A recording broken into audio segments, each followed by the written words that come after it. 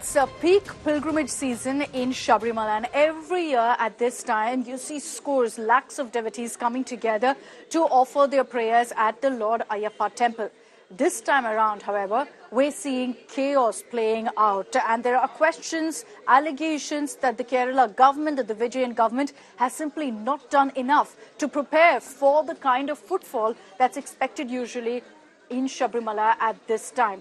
In the last few days, after 2 weeks of mismanagement, again it came to the focus as devotees, pilgrims said that they were struggling on ground. The main festival, which happens at Sabrimala, is expected to happen in a few days now, and questions loom on whether Vijayan government will be prepared or not.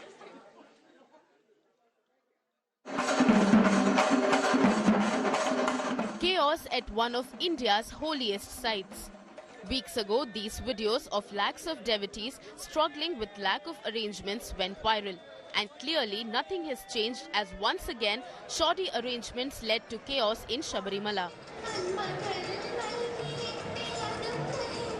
These videos from just a couple of days ago shows the rush at Sabrimala for the Mandala Puja, and while there's been record footfall of 25 lakh devotees having visited Sabrimala so far, the opposition is accusing the Vijayan government of not doing enough. Kerala के सरकार ने ऐसे कैलेस attitude के साथ वहाँ के arrangements किए हैं, ना पानी है, ना सैनिटेशन है, या लोगों को भीड़ को मैनेज करने के लिए कोई प्रबंध है.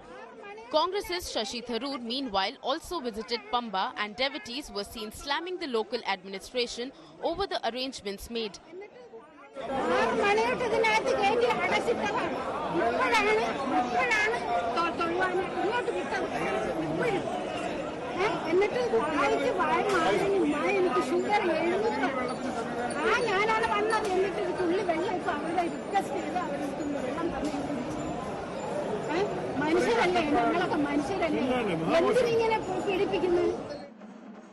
During the pilgrimage season, the crowds are increasing and is all set to peak in just a few days from now, sparking questions on whether enough steps have been taken to manage the crowd. തീർച്ചയായിട്ടും കൂടുതൽ ഭക്തരെത്താൻ സാധ്യതയുണ്ട്. അപ്പോൾ അതനുസരിച്ചുള്ള സൗകര്യങ്ങൾ വർദ്ധിപ്പിക്കുന്നതിനെക്കുറിച്ച് ഉദ്യോഗസ്ഥ തലത്തിൽ ചർച്ച നടത്തിയിട്ടുണ്ട്. കുറേ അങ്ങനെ ഉണ്ട്. കുറേ ഇപ്പോൾ നമുക്കറിയാം തമിഴ്നാട്, ആന്ധ്ര അങ്ങനെയുള്ള പ്രദേശങ്ങളിൽ നിന്ന് എത്തുന്നവർ ഈ തങ്കയങ്കി ദിവാലയത്തിന് വേണ്ടി കണ്ടേ ഇറങ്ങും എന്നുള്ളൊരു താല്പര്യമുണ്ട് അവർക്ക്. ഇതിപ്പോൾ നമുക്ക് ഇവരോട് അഭ്യർത്ഥിക്കാനല്ലേ പറ്റുള്ളൂ, നമുക്ക് മറ്റൊന്തെങ്കിലും ചെയ്യാൻ പറ്റില്ല. അപ്പോൾ പരമാവധി നമ്മൾ അഭ്യർത്ഥിക്കാൻ ശ്രമിക്കുന്നുണ്ട്. പക്ഷേ അവരുടെ ഒരു താല്പര്യമാണ്. നമുക്ക് അവരെ എങ്ങനെയാണ് നമുക്കത്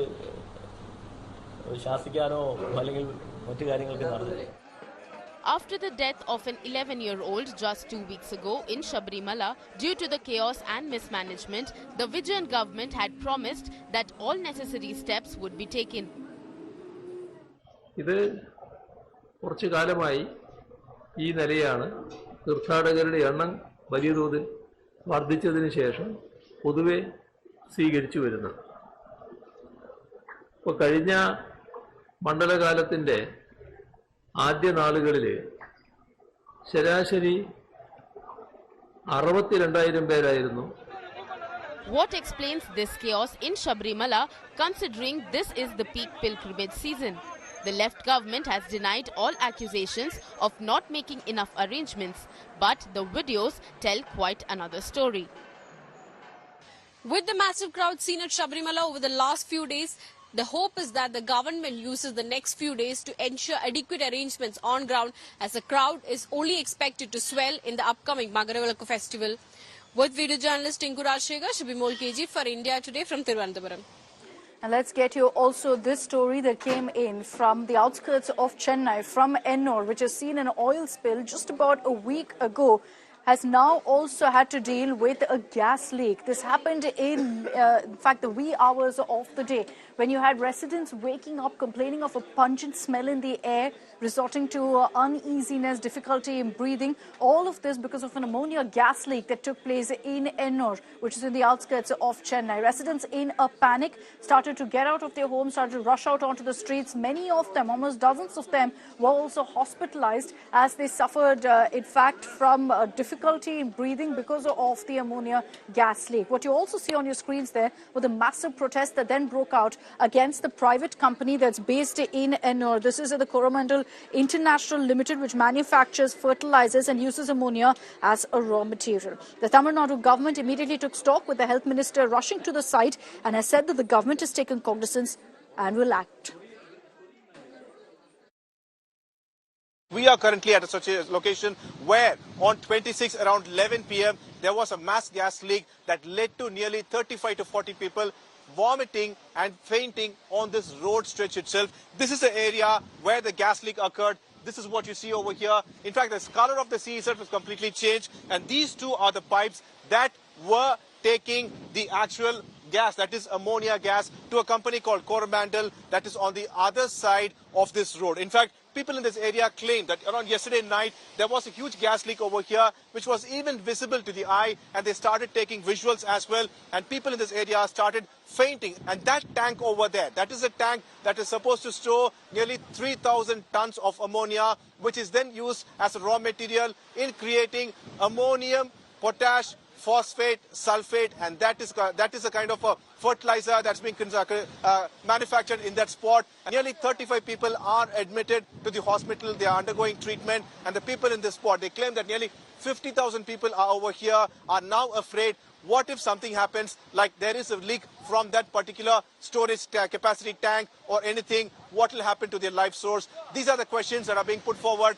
by the people of Ennore, who have faced a third calamity in the month of December alone. Raghavan, Pramod Madhav for India Today.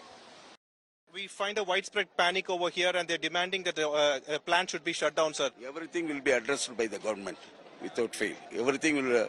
See, government has taken note of all those things. Definitely everything will be addressed in time. This is the third calamity Ennore is facing for this month alone. That is a natural calamity. Now this is the... Yes. That is also addressed. It is already gone. Almost everything is cleared now. Okay. Now this issue has come up, and the government is also taking a lot of action. It is already closed for a week, and the closure will be, they will have to submit the report, and then government will take final action. 11 மணியா போல வந்து காசுமேட்டுக்கு போட்டுக்கு போறவங்க போனாங்க ஆட்டோல. வந்த வழியில மூச்சு திணறலி மைக் அடிச்சு விழுந்துட்டு ஆட்டோக்காரர் வந்துதான் எங்களுக்கு தகவல் பண்ணாரு. பிறந்த குழந்தையில இருந்து 8 மாசம் குழந்தை கர்ப்பிணி பெண்ணுங்க இருந்து நைட் என்ன பண்றதுன்னு தெரியல. மக்கள் வீடு பூட்டுச்சா பூட்டலையா, அதாவது மூச்சு தள்ளி வெளியே வந்தா தொண்டை அரிச்சல, கண்ணி அரிச்சல, ஒண்ணுமே முடியல. என்ன பண்றதுன்னே தெரியல. It's been a hard time for Ennore residents who've been facing one calamity after another. Let's focus on what's happening in Bengaluru. Unfortunate scenes in what's considered to be a global city. We've seen vandalism being reported as pro-Kannada activists took law into their own hands earlier today, going on a vandalizing spree against any store that had English signage. Their demand is that there should be Kannada boards, and this is in accordance with the local administration's diktat that said that 60% of the nameplates must be Kannada, and then you can have other languages. So any shop that had English written dominantly, even if they had Kannada written in their signboards, was targeted, was vandalized by these pro-Kannada activists. Questions being asked right now of the government in Karnataka, of the police, on why they were caught napping when this kind of vandalization was happening in the heart of Bengaluru.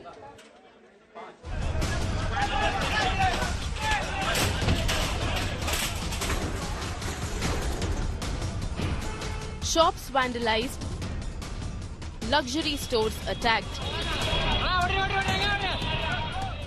Language activists rampage across the streets of Bengaluru days after the city's civic body slapped notices on commercial establishments to sport signages in Kannada. Karnataka Rakshana Vedika workers, led by Narayana Gowda, smashed glass doors and destroyed English signboards of multiple businesses in the IT city on Wednesday. It is very disappointing that the commercial establishments are not following the law of the land, and also government is not ready to implement the order which is passed by the government itself. Narayana Gowda, who was later detained, declared only those who have signboards in Kannada will be allowed to do business in Karnataka. ಕರ್ನಾಟಕದಲ್ಲಿ ವ್ಯಾಪಾರ ಮಾಡುವ ಎಲ್ಲ ಮಾಳಿಗೆಗಳಲ್ಲಿ ಕಡ್ಡಾಯವಾಗಿ ಕನ್ನಡದ ನಾಮಫಲಕ ಹಾಕಬೇಕು, ಕನ್ನಡವನ್ನ ಬಳಸಬೇಕು. ಕನ್ನಡ ಬಳಸಲಿಲ್ಲ ಅಂದ್ರೆ ಕರ್ನಾಟಕದಲ್ಲಿ ಇರೋಕೆ ಬಿಡಲ್ಲ. Karnataka Rakshana Vedike workers have now once again decided to take law into their own hands. They've come down to the Lavelle Street, which is one of the most busiest central business district places of Bangalore, and they've vandalized the most prominent shops over here, which contribute greatly, in fact, to Karnataka's economy. We have one of the most iconic fashion designer shops, Shantanu Nikhil. In fact, if you look at the image over there, the Shantanu Nikhil that is written in English, that has been taken down. The violent protest by the KRV workers took the Bengaluru police by surprise. Authorities said they were not expecting such vandalism and assured tightened security.